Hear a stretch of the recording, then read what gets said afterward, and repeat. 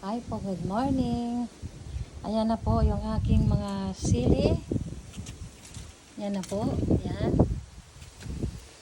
Nag-umpisa na po na mahinog. Yan. Yan, pula na siya. Yan. Yan po, dami oh. Yan.